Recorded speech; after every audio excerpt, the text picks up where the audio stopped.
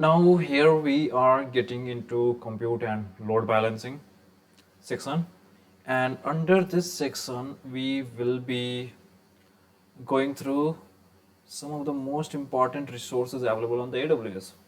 So those will include like designing some of the solution architecture on AWS, EC2, that's the all of the AWS services works on the EC2. Underlying thing is the EC2 of all of the AWS services.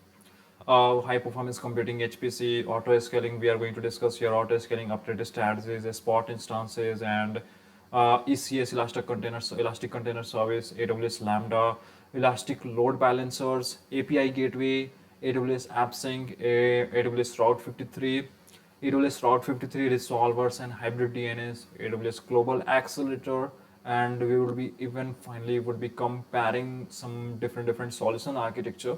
So this is what we are going to do in this section, compute and load balancing, and we will be starting here with some solution architecture on AWS. So let's get started with that. Here, solution architecture on AWS. Here we will be seeing some of the AWS resources starting from. Now let's talk about the solution architecture. So at a very high level, because there are so many combinations, but it all looks a little bit similar if you look at it from a high level. So we have our users and they need to get access to our application. So the first thing they do is to talk to a DNS, and the DNS layer is usually going to be your Route 53. Then they have two possible routes from there. They have to find some static content and some dynamic content. Usually the static content is going to be spread all around the world. It's going to be cached by having a CDN layer,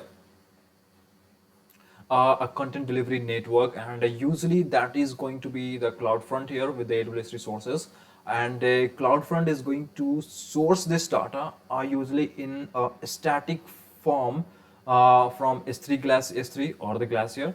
But we all know that CDN of CloudFront can also get it from custom sources, and we'll learn all these topics one by one. So what I want to expose to you right now is all the plus switches we have and the kind of the architecture. So we have to get into the choices we have to make.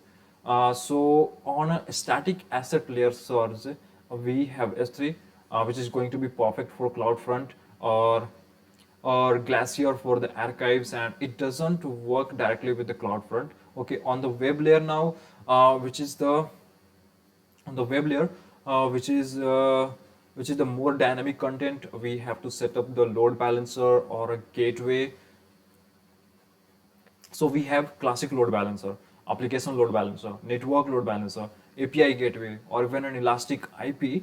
So if we don't need that amount of layer, for example, if you have a very simple solution in the backup, then that web layer has to talk to a compute side, and that compute side may be something like EC2 or an auto scaling group, AWS Lambda, Elastic Container Service, ECS, Fargate, AWS Batch, or Elastic MapReduce. So, and obviously you cannot connect Elastic MapReduce with a web layer, but what I want to show in that is that if there's no web layer, then we can still have a compute layer that does some patch computations. It's really hard to represent all the solution architecture and AWS in one slide, but I want to be able to divide you to the different categories so you get a better understanding of all the kinds of things we are going to do a deep dive on the future lectures in this section. Okay, by the way, the platform layer can also be in front of your web layer, and you can see in the arrows from the CDN to the web layer. CDN to the web layer.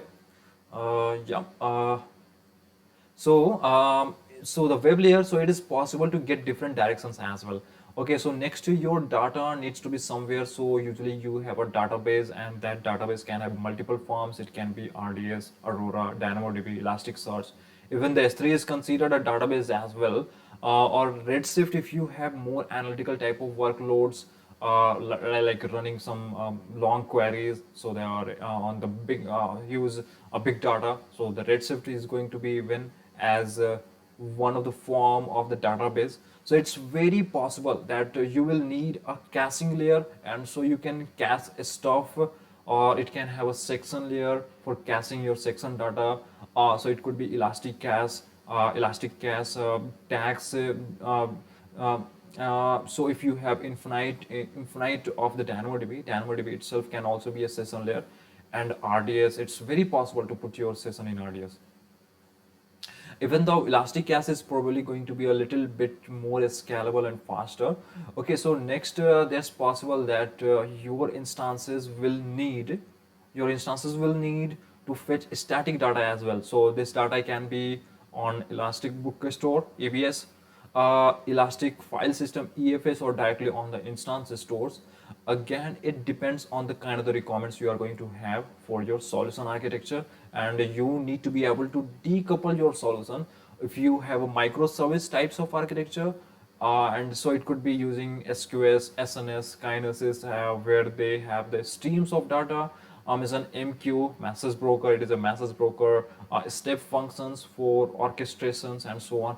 So finally, it is possible that your compute layer also needs to be accessing some static assets. Your computer also would be accessing some static assets. So S3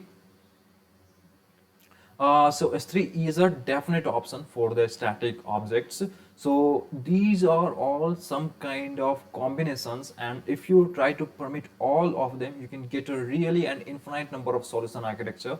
But what I want to actually make you realize that at this high level is that as we get into the solution architecture discussions, based on what you choose for your database, your computer caching, your orchestration, your storage, your static, your web layer, your CDN, cloud delivery network, everything, it will have some impact on into the cost, into the availability, into the durability, and the scalability, and so on, so on. So it's really up to you as a solution architect to understand which type of technology is going to be the best for which moment, and this is what the exam will be testing you on. So now in this section we are going to do a deep dive into everything in these slides. So don't worry, there will be a specific solution architectures for each of these components, and we'll get a better discussion to which one is more appropriate and when and why. Okay, so that's it for this is as a small introduction, but really important, and I hope you are all excited to dive into the next lectures, and I will see you in them.